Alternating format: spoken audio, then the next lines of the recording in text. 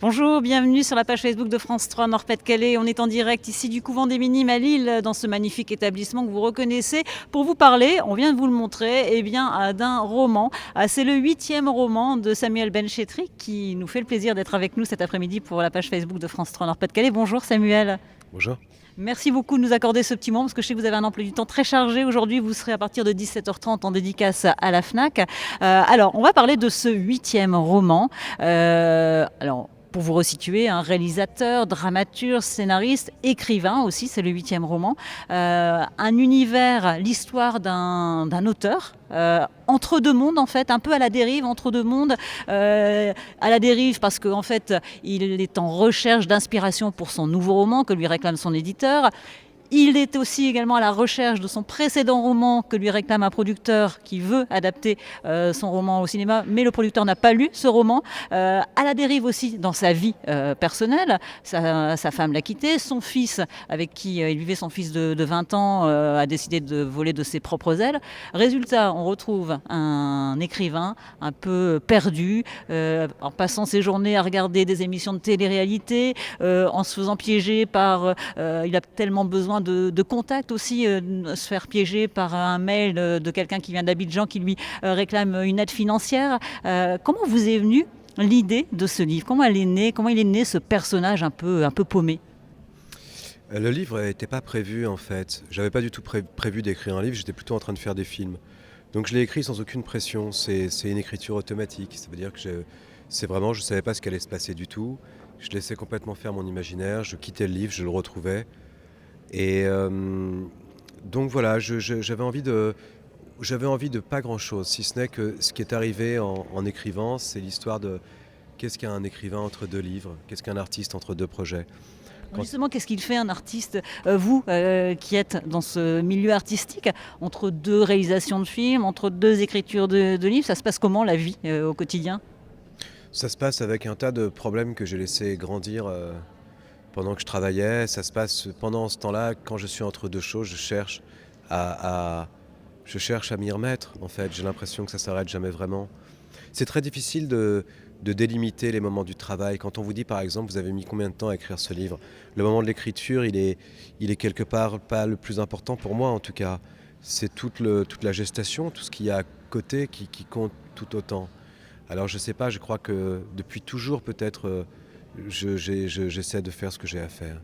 Alors, ce personnage est en opposition un peu avec vous, hein. Lui, il manque d'inspiration, alors que vous, là, vous avez eu l'inspiration alors que le livre n'était pas prévu. Il y a une part d'autobiographie quand même dans ce roman.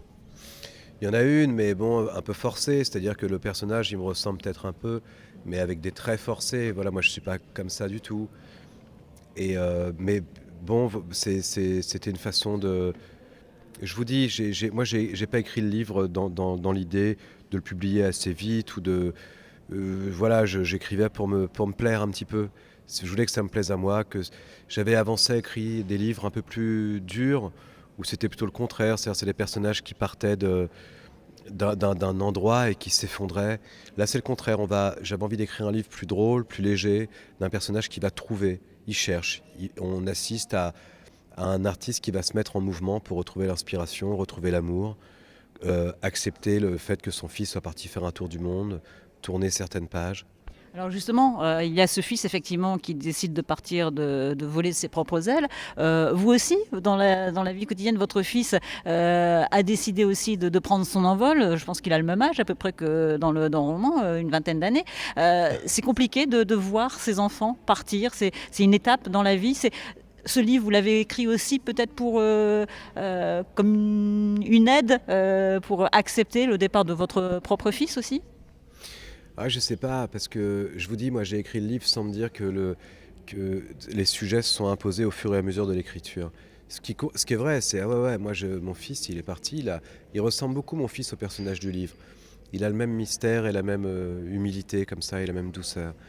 Mais c'est sûr que quand un enfant s'en va, avec lequel on a vécu toute sa vie, ouais, ça fait un vide. Alors que les dernières fois où on le croisait, c'était un peu, du, je sais pas, de la cohabitation un La peu. non-conversation, la Ouais, non-communication tout vraiment. en étant présent dans la même pièce. Ouais, c'est ça. Et puis d'un seul coup, il y a quand même un vide. Alors, il faut réapprendre à vivre de loin, réinventer une vie où on se voit autrement de temps en temps. C'est Oui. une étape difficile de voir partir un enfant, surtout quand on l'a peut-être élevé seul aussi, dont il y a un attachement différent.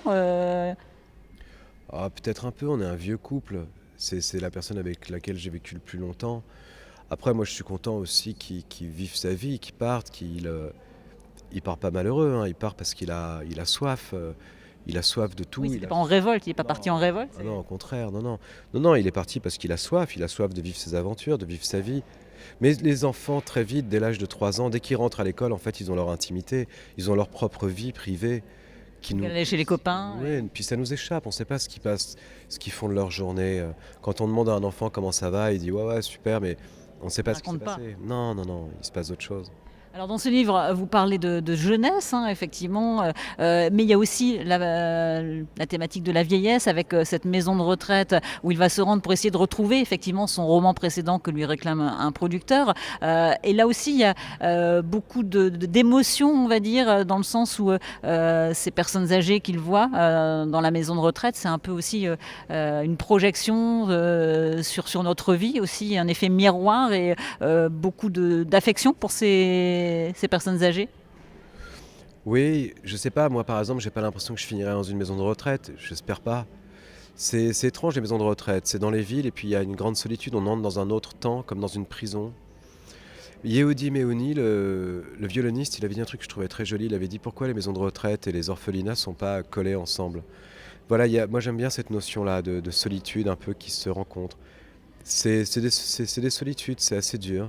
Mais lui, dans le livre, il va dans une maison de retraite parce il a reçu une lettre d'admiratrice. Et comme il veut lui piquer le livre, il se retrouve chez des vieilles dames qu'il force en plus à lire autre chose. Mais il va rester parce qu'il va tomber amoureux. Voilà. Voilà, il y a aussi ce côté sentimental qui est très présent. Le titre revient, c'est le côté un peu nostalgique, revenir à ses amours, à sa jeunesse. Et il y a de ça dans le titre. Comment Oh non, pas tellement, c'est surtout de revenir. Le livre, il a plein de sens. Il y en a un qu'il ne faut pas dévoiler parce que c'est un des trucs du livre, mais c'est revient moi-même, revient l'inspiration, revient l'amour, revient mon fils, revient moi. Faut que ça revienne, quoi. Voilà, il y a un moment donné où il y a une phrase que j'aime bien qui dit l'important, c'est pas de venir, c'est de revenir. Et lui, il a goûté certainement au plaisir de l'amour, au plaisir du travail, de l'écriture, de l'inspiration. Et il aimerait bien que ça lui retombe dessus. dans la vie vous êtes plutôt nostalgique ou vous regardez de l'avant sur Moi, je suis tout, ça dépend de l'heure en fait, hein. Le matin, si je me réveille, je peux être très mélancolique, nostalgique, et puis 1 heure et demie après, je pense pas au passé, je sais pas. C'est pas quelque chose en particulier, plein de choses. Alors, c'est un roman effectivement où il y a beaucoup de délicatesse, de poésie. Il y a de l'humour également, avec notamment aussi des choses un peu absurdes, hein, quand on voit ce producteur qui veut adapter son livre alors qu'il n'a même pas lu le livre. Voilà, vous vouliez donner cette touche humoristique aussi, c'était important de... Bah oui, parce qu'il manquerait plus que tout soit sérieux. De toute façon, l'absurdité, elle est partout. Tout est absurde. Là, ce qu'on est en train de faire, c'est complètement absurde, par exemple, vous ne trouvez pas? C'est un monsieur qui nous filme avec un truc comme ça, et puis nous, c'est absurde. Si on On le est plus dans regarde. un endroit sympa quand même. C'est super, moi j'adore ici, mais c'est absurde. On a l'air de fous.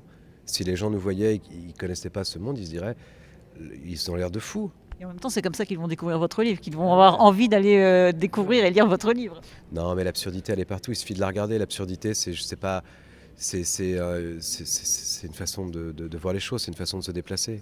Il suffit des fois de faire un pas à droite et tout est absurde. C'est un livre aussi qui est très rythmé. On a envie d'écouter de la musique en lisant ce livre. Vous avez pensé quelle pourrait être la bande originale du livre, la musique, la playlist de ce livre, de ce Je roman? sais pas, c'est une bonne question. Je sais pas du tout. Merci de le Non, préciser. mais c'est vrai, c'est vrai. Souvent, moi, on m'a fait des playlists de livres ou de films. Là, je sais pas. Peut-être. Je sais pas. Peut-être des chansons. Ça irait de fugues comme ça à du rap. Je sais pas. Il devrait y avoir un mélange de classique et de choses actuelles, modernes. Vous avez pensé en l'écrivant à une adaptation au cinéma, comme vous êtes réalisateur également. Ou c'est vraiment quand vous écrivez, vous différenciez, vous dissociez les deux? Non, non, j'y pense pas du tout. Et puis après le livre, j'avais pas du tout envie de le faire. Là, comme les producteurs appellent pas mal l'éditeur pour les adaptations, J'ai réfléchi, mais pour le moment, je ne suis pas à vouloir le faire. Si quelqu'un d'autre, un réalisateur qui me convient, a un bon projet, je dirais oui. Personnellement, vous ne voudriez pas le faire vous-même, adapter Oh, C'est compliqué d'adapter ses propres romans si Ah oui, de toute façon, c'est il y a compliqué.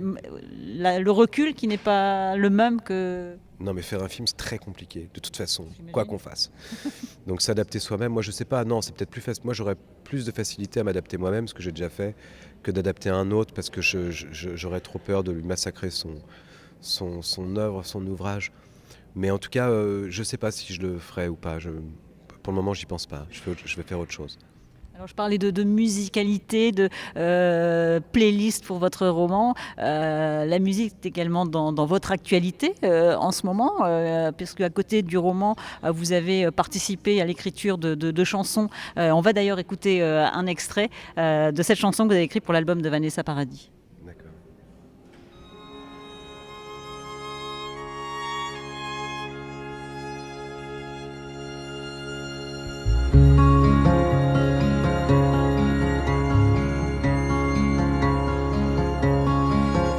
J'ai quelques mots à te dire, des mots simples à te dire. On les entend souvent dans les films, chez les gens. J'ai déjà dit ces mots simples en y croyant ou en feinte. La première fois enfant, à moi-même. Alors voilà les mots simples, cette chanson de l'album de Vanessa Paradis, l'album Source qui va sortir prochainement. Voilà, c'est aussi une autre écriture, d'écrire des chansons. Comment ça se passe par rapport à l'écriture d'un film, par rapport à l'écriture d'un livre? C'est pas la première fois que vous écrivez des chansons? Non, c'est une autre forme, une sorte de dernier refuge, un des derniers refuges de poésie. C'est un état d'esprit, c'est une autre forme, c'est plus bref, c'est de saisir les choses d'une façon beaucoup plus brève. Mais moi, là-dessus, c'est pas mon projet, c'est le projet de Vanessa. Et elle sort un album qui est de toute beauté, qui est magnifique au mois de novembre. Et moi, j'ai eu la chance qu'elle me demande un peu d'écrire sur des musiques et puis ensuite d'avoir envie de sélectionner certaines de chansons que j'avais écrites pour elle.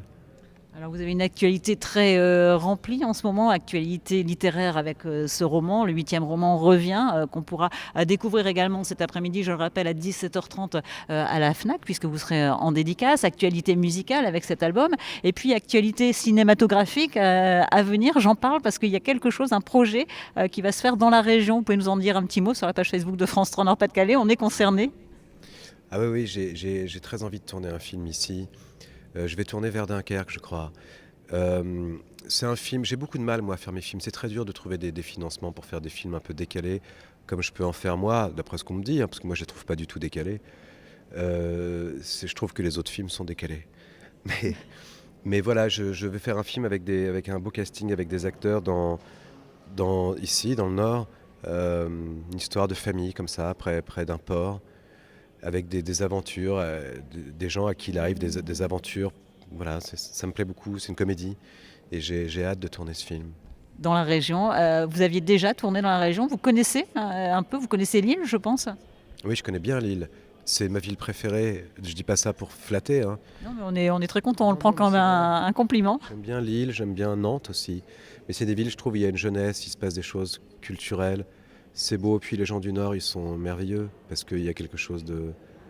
Je sais pas, il y a une tendresse. Une chaleur, une tendresse. Ouais, moi ça me va bien. Moi j'ai beaucoup fait mes films en Belgique pour des histoires de coproduction, mais c'était toujours des films du Nord. C'était des films du Nord en fait, parce que voilà, les gens du Nord, le cœur des gens du Nord marche avec mes films. C'est comme ça, je sais pas pourquoi. Bon, c'est un très beau compliment que vous Ma nous mère est faites. du Et Nord. votre maman est du Nord? Ouais, elle est du Nord, ma mère. Moi, De quel coin particulièrement? J'ai pas l'air, mais je suis ch'ti. J'ai pas l'air par rapport à vous. Vous pouvez nous prendre l'accent ch'ti, nous dire quelque Non, je sais chose? pas le faire, je sais pas le faire. Elle est de quel coin dans la région, votre maman? Elle est d'Amiens. Ah oui, Ouais. Amiens, c'est les Hauts-de-France, la Picardie. Ouais, Voilà, ouais, ouais. petit clin d'œil à nos amis Picards. Sa famille est d'Amiens. Elle est pas née à Amiens, mais sa famille est d'Amiens.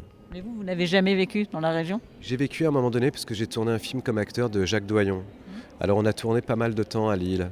Puis j'ai des amis à Lille, je viens souvent, je présente mes livres souvent à la FNAC, mes films je les au Majestic, enfin voilà quoi, je connais bien ce coin parce que ils m'accueillent souvent. Bon, et vous tournerez avec des comédiens de la région, j'espère, un petit peu, si vous venez tourner dans le Nord. Bien sûr, on va faire un casting pour avoir des acteurs du coin, et puis des acteurs belges, des acteurs de français, enfin voilà. Ce tournage est prévu cet hiver Non, plutôt, non, dans quelques mois, j'aimerais tourner vers le mois de juin. Ça serait bien, si j'y arrive. On espère, on croise les doigts et on viendra vous revoir sur le tournage pour un nouveau live absurde. Oui, je recevrai sur la digue du break. Voilà, la Ouais. fameuse digue.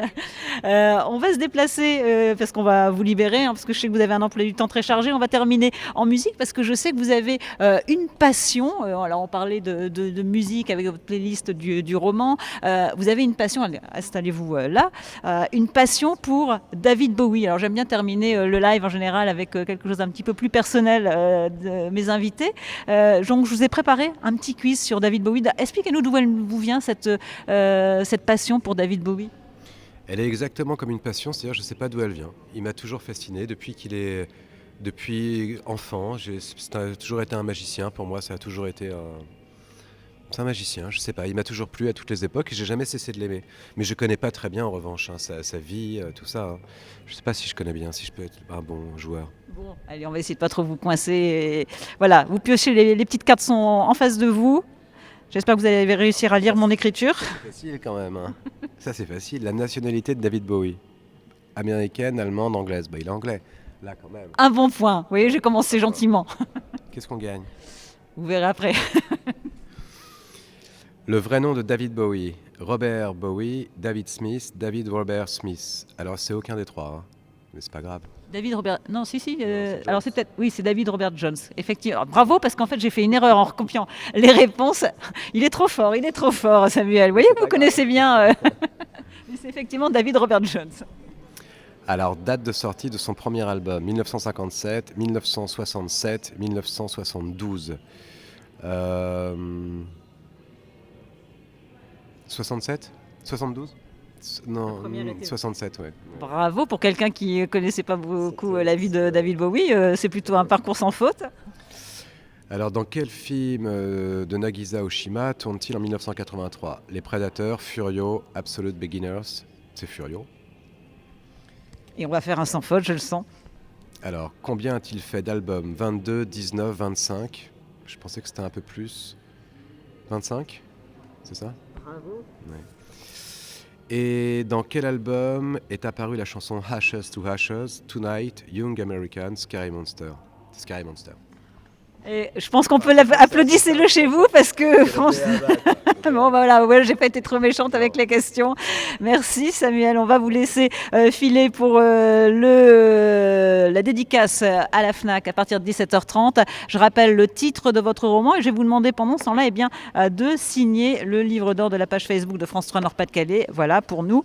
Et je rappelle, votre roman, 8e roman, Revient, qu'on verra peut-être un jour adapté au cinéma. Voilà, très beau roman, l'histoire de cet écrivain à la dérive. Et c'est à découvrir si vous voulez en savoir plus à partir de 17h30 cet après-midi à la FNAC pour une séance dédicace. Et puis demain, je signale que vous serez également sur le plateau de Vous êtes formidable sur notre antenne à partir de 10h50. Merci beaucoup Samuel d'avoir passé ce moment avec nous et d'avoir joué le jeu des questions du quiz. Et puis bien longue vie à votre roman. Et puis on attend le prochain film dans le Nord. Voilà. Merci beaucoup. On va terminer par un petit selfie ensemble. Ok. Je viens à côté de vous, bougez pas. Hop. Voilà. Vous pouvez dire un petit mot pour les gens du Nord, si vous voulez, en même temps. Je vous aime. Ok. Merci Samuel. Merci beaucoup. Et on Merci. se retrouve bientôt sur la page Facebook de France 3 Nord-Pas-de-Calais. Merci, à bientôt. À bientôt avec le micro, ça va aller mieux. Bye bye.